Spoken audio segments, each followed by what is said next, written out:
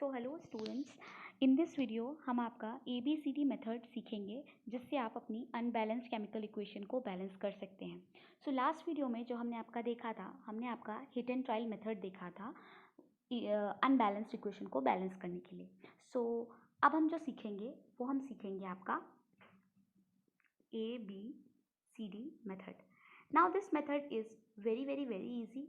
अगर आपको थोड़ी सी बेसिक नॉलेज है मैथ्स की तो आपके लिए ये जो मेथड है ये बहुत ज़्यादा इजी हो जाएगा। ठीक है, अब हम इसको स्टार्ट करते हैं। हमने जो आपका पहले पढ़ रखा था जैसे इक्वेशन जिस पे हम काम कर रहे थे, that is the Fe plus H2O that gives Fe3O4 plus H2। Now here आपको सबसे पहले तो ये चेक करना है कि ये इक्वेशन बैलेंस्ड है या नहीं है। ठीक है, सो हमें साफ साफ दिख रहा है कि जो हमारा रिएक्टेंट साइड है और जो हमारा प्रोडक्ट साइड है वहाँ पर नंबर ऑफ एटम्स, चाहे वो हम आयरन की बात कर लें चाहे वो हाइड्रोजन की बात कर लें, चलो हाइड्रोजन तो तब भी बराबर है, ऑक्सीजन की बात कर लें वो बराबर नहीं है। तो मतलब ये इक्वेशन क्या हो गई, ये इक्वेशन हो गई आपकी अनबैलेंस्ड। ना अनबैलेंस्ड इक्वेशन को ही हमको बैलेंस करना होता है। अब हम सीखेंगे।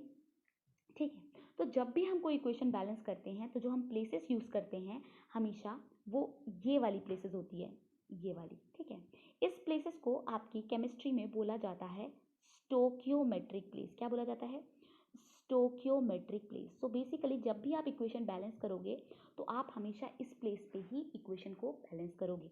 ठीक है, नाउ क्यों ऐसा करते हैं? क्योंकि अगर मान लो आपने सोचा यहाँ पर H2O है, ठीक है, और यहाँ पर आपका ऑक्सीजन 4 था, चलो मैं यहाँ पर 4 लगा देता हूँ तो पूरा कंपाउंड का फॉर्मूला ही बदल जाएगा। So that's why we are not balancing that way. हमेशा हम यहाँ पर कुछ नंबर रखेंगे, लेट इट बी 1 2 3 4।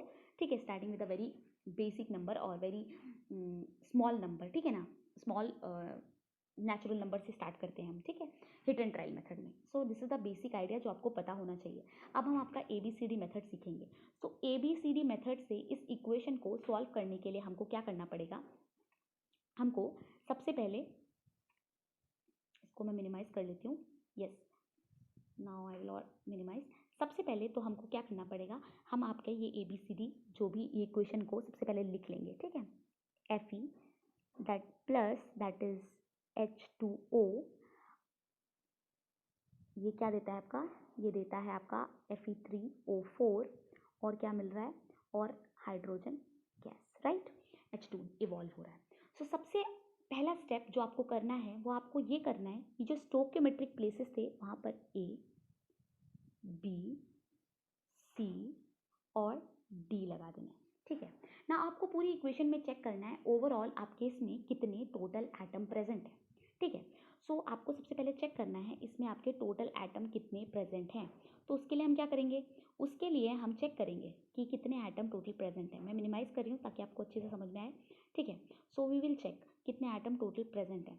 सो देखो आपका यहाँ पर क्या क्या प्रेजेंट है। आपका यहाँ पर प्रेजेंट है Fe, आपका यहाँ पर और क्या प्रेजेंट है? आपका हाइड्रोजन का एटम प्रेजेंट है, और दूसरा क्या है आपका? तीसरा क्या प्रेजेंट है? ऑक्सीजन का एटम प्रेजेंट है। क्या इसके अलावा कोई और एटम प्रेजेंट है? नहीं। आपका Fe, ये देखो Fe, ये हाइड्रोजन, ये ऑक्सीजन, यहाँ पर भी Fe, ऑक्सीजन और हाइड्रोजन, यही तीन आपके एटम्स प्रेजेंट है।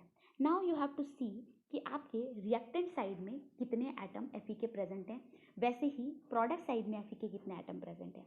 वैसे ही हाइड्रोजन के लिए चेक करेंगे, वैसे ही ऑक्सीजन के लिए चेक करेंगे और हम एक इक्वेशन बनाना शुरू कर देंगे। ठीक है, तो अब हम कैसे प्रोसीड करेंगे इसको? हम प्रोसीड करेंगे जैसे मान लो ये जो मैंने बताया था आपको, ये जो एरो होता है ये बेसिकली केमिस्ट्री में इसको हम इक्वल्स टू भी बोलते हैं। तो आपको इक्वेशन बनानी है एक मैथमेटिकल इक्वेशन, जैसे आपने यहाँ पर A लिखा है और आपको चेक करना है Fe का अमाउंट आपके रिएक्टेंट साइड और प्रोडक्ट साइड में कितना है। तो देखो यहाँ पर A की Fe है तो हम क्या लिखेंगे, और इसके आगे क्या है? A, तो हम लिखेंगे सिर्फ A, क्योंकि Fe की बात हो रही है तो इसलिए हम लोग Fe नहीं लिख रहे हैं, सिर्फ A। Now this symbol is what? Equals to. यहाँ पर तो कोई Fe था नहीं तो हम क्या करेंगे? इज इक्वल्स टू लगाएंगे। अब आप देखो यहाँ पर Fe प्रेजेंट है हमारे पास, राइट? हमारे पास यहाँ पर 1 minute, I will clear this one. Okay, now हमारे पास यहाँ पर क्या है? यस, हमारे पास यहाँ पर Fe प्रेजेंट है, एंड वो भी Fe कितना प्रेजेंट है हमारे पास? 3, राइट? तो हम क्या लिखेंगे? हम लिखेंगे 3 and that is multiplied by, ये C के साथ मल्टीप्लाई है तो हम लिखेंगे 3C। हमने ये इक्वेशन बना ली। किसकी इक्वेशन बना ली? हमने Fe की इक्वेशन बना ली।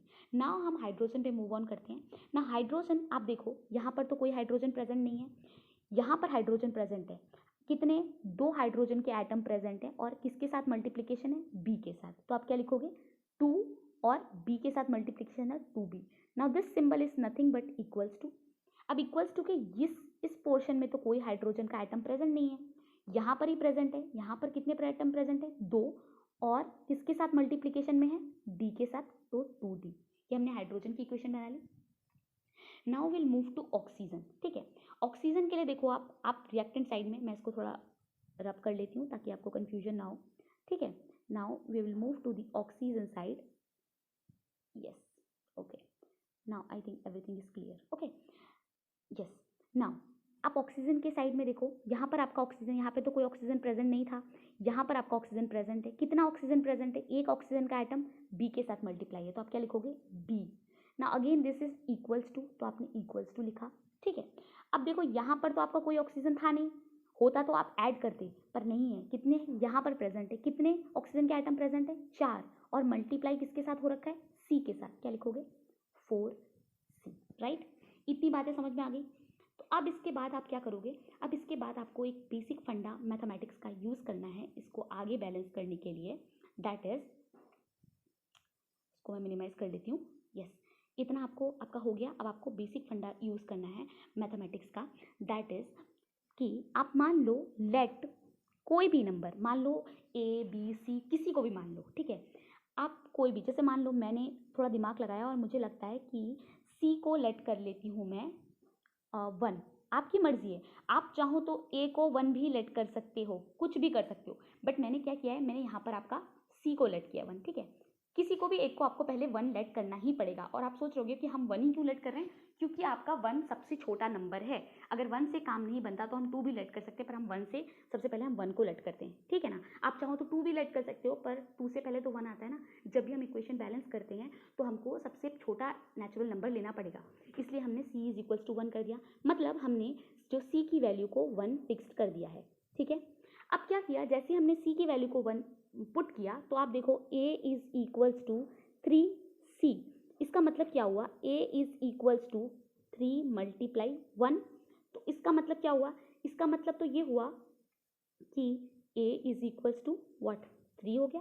Right, A is equals to 3 हो गया आपका, तो आपको A की वैल्यू मिल गई। Right, now moving to the second one, आपके पास एक और इक्वेशन थी, that is 2B is equals to 2D। क्या आपके पास B और D की वैल्यू आपको अभी तक पता चली है? नहीं पता चली है, बट आपको A की वैल्यू तो पता चल गई है, आपको C की वैल्यू तो पता चल गई है। राइट, तो यहाँ पर A भी नहीं है, यहाँ पर आपका C भी नहीं है। हम थर्ड वाली वैल्यू पे चलते हैं, that is B is equals to 4C। इसमें क्या कर सकते हैं, हमको C की वैल्यू पता है, हम B की वैल्यू निकाल लेंगे। B is equals to, C की वैल्यू कितनी थी हमारी? 1 थी, तो हमने 1 लिख दिया। तो B की वैल्यू कितनी आ गई? B की वैल्यू आ गई आपकी 4। तो इससे हमको B की वैल्यू भी पता चल गई। Now moving to this equation. ठीक है, हमारा ये जो इक्वेशन है इस पे चलते हैं। अब देखो ये आपका था 2B is equals to 2D। Right, तो अगर मैं B निकालूं तो B is equals to what? 2D divided by 2, क्योंकि ये डिनोमिनेटर में आ जाएगा। ये 2 और ये 2 आपस में कैंसिल हो गए। तो बेसिकली हमको इससे क्या पता चल रहा है? हमको ये पता चल रहा है दैट इज B जो है इक्वल्स टू D है, और B की वैल्यू हमारी यहाँ पर 4 आ गई है, तो D की वैल्यू भी क्या होगी? 4। नाउ आपके पास कितनी इक्वेशन आ गई? आपके पास इक्वेशन आ गई, आपके पास टोटल फुल फ्लेजेड जो इक्वेशंस आ गई हैं वो आ गई हैं यस। तो अब हम सारी वैल्यूज़ को लिख देंगे। हमारे पास जो हमने A की वैल्यू निकाली, वो A की वैल्यू हमारे पास कितनी थी? 3 थी। ठीक है, हमने जो B की वैल्यू निकाली वो कितनी थी? 4। हमने जो C की वैल्यू को लेट किया था वो कितनी थी? 1। ठीक है, और हमने जो D की वैल्यू को लेट की, मतलब जो हमारी निकल के आई वो भी 4 आई। Now what we will do, हमने जो आपकी इक्वेशन लेट की थी, जो सबसे पहले सबसे टॉप पे जो इक्वेशन आपकी लेट की थी, दैट वाज Fe। ठीक है, प्लस आपका H2O दैट गिव्स आपका Fe3O4 प्लस H2। और हमने यहाँ पर कुछ आपका लेट किया था A, यहाँ पर कुछ लेट किया था B, यहाँ पर कुछ लेट किया था C, यहाँ पर लेट किया था D। राइट, अब क्या करेंगे हम? अब आपका हम ये जो वैल्यूज़ निकाले हैं उनको यहाँ पर पुट कर देंगे। जैसे फॉर एग्जांपल मैं बोलूँ, ये जैसे आपने ए की जगह पे आपके 3 आया तो आपने 3Fe लिख दिया, ठीक है। ए की वैल्यू 3 आई है, बी की वैल्यू आई है 4H2O। नाउ कम्स सी की वैल्यू हमारी 1 है तो 1 लिखने की ज़रूरत नहीं है, 1 तो अंडरस्टूड ही होता है, तो Fe3O4, ठीक है। Anything multiply to 1 that will be anything, and D की वैल्यू हमारी कितनी आई है 4H2। Now you have to check whether this equation is balanced और नॉट। आपको ये चेक करना है कि ये इक्वेशन जो है आपकी बैलेंस्ड है या नहीं है, ठीक है। सो 1 मिनट, यस, ये इक्वेशन बैलेंस्ड है या नहीं है, इसको हम चेक कैसे करेंगे, हम चेक करेंगे नंबर ऑफ एटम्स से, ठीक है। अब देखो यहाँ पर आपका ये आपका रिएक्टेंट साइड है और ये आपका है आपका प्रोडक्ट साइड, राइट। तो रिएक्टेंट साइड में आप देख लो कितने Fe के आइटम प्रेजेंट है, ठीक है। आपके कितने Fe के आइटम प्रेजेंट है रिएक्टेंट साइड में, तो रिएक्टेंट साइड में आपके Fe कितने हैं 3 है। आपके हाइड्रोजन कितने हैं एटम, हाइड्रोजन 4 2, आपके कितने हैं 8 हैं। ऑक्सीजन कितने हैं, ऑक्सीजन आपके 4 हैं। अब प्रोडक्ट साइड में भी ऐसे चेक कर लो, Fe कितने हैं, Fe आपके 3 हैं। ऑक्सीजन कितने हैं, ऑक्सीजन आपके 4 हैं। हाइड्रोजन कितने हैं 4 मल्टीप्लाई 2 दैट इज 8। सो आपके number of atom in reactant side product side बराबर है, राइट, बराबर हो गए। तो आपकी अब ये जो इक्वेशन हो गई ये बैलेंस्ड हो गई। सो आई होप आपको ये समझ में आया होगा। This ABCD method is very very very easy. आप कोई भी इक्वेशन पे लगा सकते हो, आपके फट से आंसर निकल के आ जाएगा, आपकी इक्वेशन बैलेंस हो जाएगी।